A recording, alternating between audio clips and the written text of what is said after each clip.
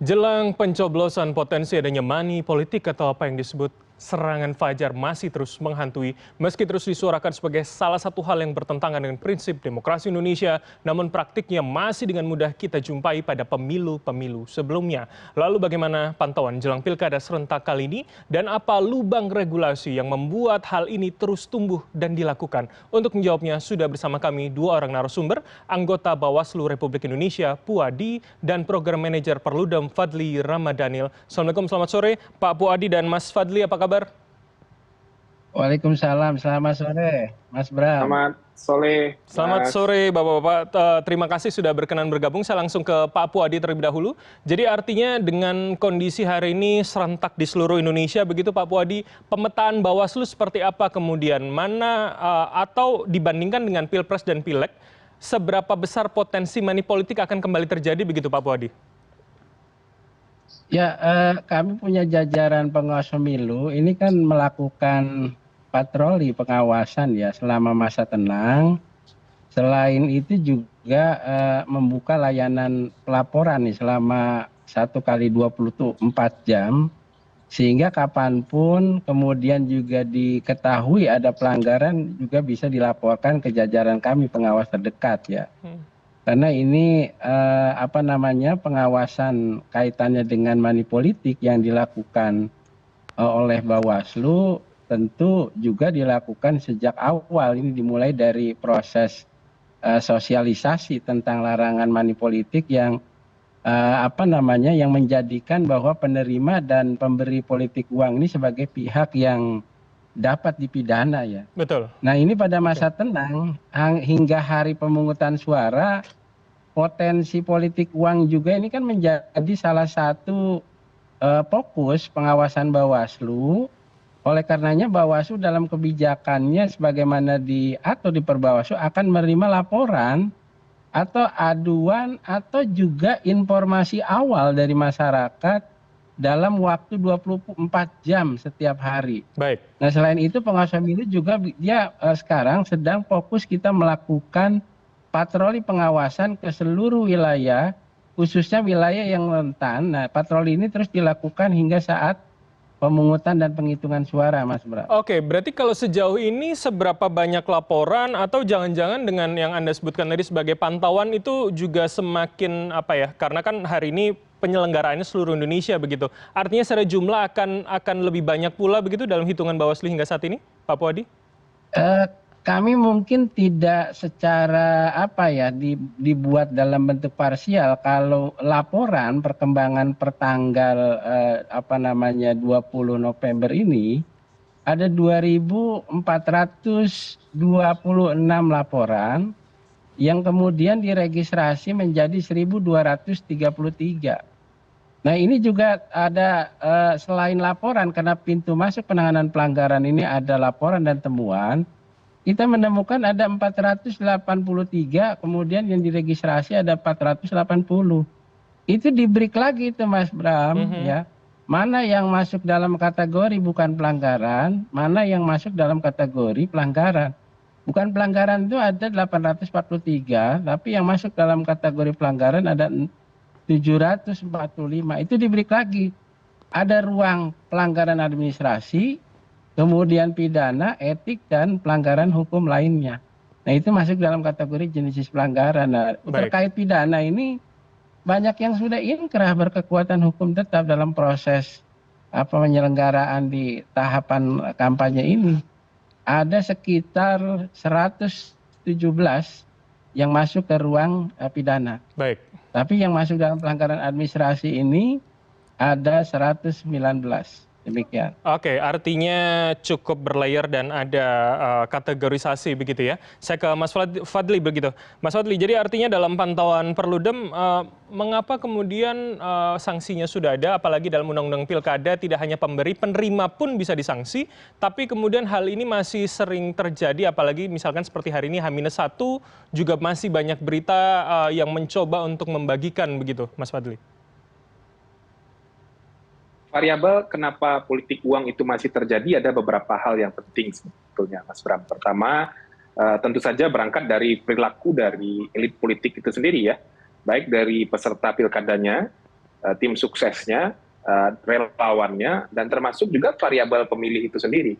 Survei Litbang Kompas misalnya di beberapa wilayah itu persentase pemilih yang sangat toleran terhadap politik uang, artinya akan menerima praktik politik uang itu, angkanya hampir mencapai 20%. Itu yang akan menerima praktik politik uang. Meskipun 73% pemilih mengatakan meskipun dia menerima uang, itu belum tentu akan mengubah pilihannya. Jadi ini penyebabnya sebetulnya adalah soal perilaku ya. Elitnya merasa tidak nyaman kalau tidak memberikan uang, pemilihnya juga toleran terhadap praktik politik uang. Seolah-olah kalau peserta pilkada datang kepada pemilih itu tidak bawa apa-apa, itu sesuatu hal yang keliru, hal yang salah. Nah, ini aspek yang paling mendasar sebetulnya adalah aspek soal knowledge, soal pendidikan politik, soal informasi kepada pemilih, kepada publik. Kenapa politik uang itu menjadi sesuatu yang salah dan berbahaya dalam proses penyelenggaraan pemilu. Nah, elit politiknya juga masih datang kemudian dengan membawa uang, membawa sembako, dan masih ingin membeli suara pemilih dengan menggunakan praktik transaksional, dengan menggunakan uang. Itu tadi menarik yang Anda... paling Oke, saya potong, dominan menurut saya. Baik. Yang menarik ketika Anda katakan bahwa sebetulnya juga tidak terlalu berpengaruh pada pilihan, tapi mereka ikut masyarakat menerima begitu. Artinya mengapa pola ini terus berulang ketika politisi tahu itu tidak serta-merta dengan memberikan akan menambah suaranya. Mengapa itu menjadi pola yang akhirnya juga membuka ruang dalam politik uang ini, Mas Fadli? Pertama, karena kalau mereka tidak memberikan uang, sementara lawan yang memberikan uang, ya, ada pihak kontestan yang lain memberikan uang, itu akan mereka menjadi psikologis kontestasinya menjadi terganggu. Ada sesuatu yang kurang kalau mereka tidak memberikan uang. Sementara lawannya memberikan uang. Itu yang kemudian mendorong pada akhirnya semua kandidat tetap memberikan uang. Nah, itu yang pertama. Nah, yang kedua, dari beberapa studi misalnya, kalau rentang atau margin selisih elektabilitas masing-masing calon itu menipis, atau jarak keterpilihannya itu sempit ya, tipis, itu politik uang itu berpengaruh terhadap keterpilihan, Mas Bram. Nah, jadi kalau misalnya jaraknya misalnya dalam rentang keterpilihan itu tidak sampai 10% misalnya, jangan-jangan kalau mereka memberikan uang, asumsinya itu akan bisa memberikan pengaruh, karena mungkin tidak semua uang yang diberikan juga akan memberikan suara. Nah, faktor yang juga berpengaruh menurut saya adalah karena sanksi praktik politik uang itu belum memiliki efek jera dan daya cegah yang mumpuni bagi elit politik maupun bagi pemilih. Nanti juga bisa menjelaskan bagaimana sanksi terhadap praktik politik uang itu hanya menyasar kepada pelaku lapangan saja, pada operatornya saja. Tapi mastermind dari pelaku politik uang itu, intelektual leadernya, orang yang memberikan uangnya, itu nggak pernah bisa dijangkau dalam penegakan hukum pemilu kita. Problemnya itu terjadi baik secara material dalam ketentuan undang-undang pemilunya maupun secara formil. Oke, baik. Saya ke Pak Puadi kalau begitu. Jadi ini menarik Pak Puadi. Mas Fadli mengatakan ya yang hanya terkena sanksi adalah operator lapangannya, tidak terkena kepada mastermind-nya. Bagaimana Bawaslu menjelaskan itu juga dengan aturan kita yang ada saat ini? Memang ada celahkah secara regulasi begitu Pak Puadi? Ya, pertama saya perlu sampaikan berkaitan tentang pintu masuk penanganan pelanggaran kita ini kan apakah melalui temuan ataupun melalui laporan ya.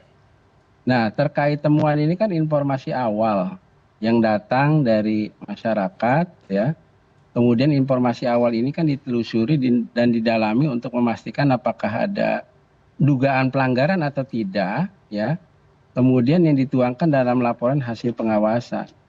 Nah, terkait masalah regulasi yang mengatur ya, memang di sini subjek hukum dalam Undang-Undang 10 2016 ini memberi dan menerima ini dia akan kena sanksi gitu. Nah, terkait penegakan hukumnya di sentra Gakumdu terkait penegakan hukum dan sanksi. Jika terbukti melakukan politik uang, ini kan pelakunya baik pemberi maupun penerima dapat dikenai sanksi. Itu sudah jelas di ketentuan pasal 73 ayat 4 di Junto pasal 187A Undang-Undang 10 tahun 2016 ini kena. Bawaslu juga dapat merekomendasi kaitannya dengan pembatalan pasangan calon bagi kandidat yang terbukti terlibat gitu. Oke. Nah ini hanya memang begini Mas Bram, tantangannya ini kaitannya dengan bukti-bukti. Bukti-bukti misalkan kaitannya dengan serangan fajar yang sering dilakukan secara sembunyi-sembunyi. Ini sekarang juga sehingga sulit untuk ditemukan bukti-bukti yang kuat. Nah, makanya kita perlu adanya satu apa yang disebut partisipasi masyarakat. Jadi tidak semua warga berani melaporkan karena takut dampak atau sudah terbiasa dengan praktik tersebut. Nah, ini perlu adanya satu peningkatan pengawasan di wilayah rawan. Artinya juga termasuk dengan jumlah soal pengawasan. pendidikan politik begitu ya Pak ya? Pendidikan politik ini Mas Pram, informasinya. Oke. Jadi dengan pendekatan yang menyeluruh, tentunya Bawaslu berusaha menciptakan bagaimana ini pemilu yang jujur, adil, kemudian juga bagaimana membangun keberhasilan agar upaya ini jangan bergantung pada kerjasama semua pihak, termasuk masyarakat, aparat juga penegakan hukum dan media. Baik, oke. Terakhir saya ke Mas Fadli kalau begitu. Jadi artinya bagaimana Perludem melihat pilkada serentak yang sebarannya cukup luas, apakah kemudian akan juga menjadi tantangan dalam pengawasan dan juga atau jangan-jangan akan semakin menjamur dan mengkhawatirkan untuk demokrasi kita? Terakhir, singkat saja Mas Fadli. Ya tantangannya pasti berat ya, dengan personil Bawaslu yang terbatas dan aktor yang terlibat dalam pilkada itu banyak sekali, tantangannya pasti berat. Tidak mungkin juga Bawaslu bisa misalnya dengan patroli pengawasan tadi yang diceritakan Pak Puadi, itu bisa mengidentifikasi dan mengcover semua wilayah. Dan modus operandi politik uang itu berkembang. Nah oleh sebab itu partisipasi dari publik, partisipasi masyarakat, dan kesadaran dari masyarakat serta publik bahwa politik uang itu adalah satu tindakan yang menodai demokrasi, merusak esensi dari penyelenggaraan pilkada, itu mesti terus-menerus kita ingatkan. Uangnya mesti ditolak dan orangnya juga jangan dipilih. Nah, itu yang paling penting tentunya diingatkan kepada pemilih. Oke, artinya PR-nya masih cukup panjang begitu ya. Terima kasih waktu dan juga insight dari para narasumber. Ada Pak Puadi, anggota Bawaslu RI, dan juga Mas Fadli Ramadhanil, Program Manager dari Perludem telah bergabung bersama kami. Selamat malam, sehat selalu semuanya. Malam, terima kasih. Selamat malam, sehat. Terima kasih.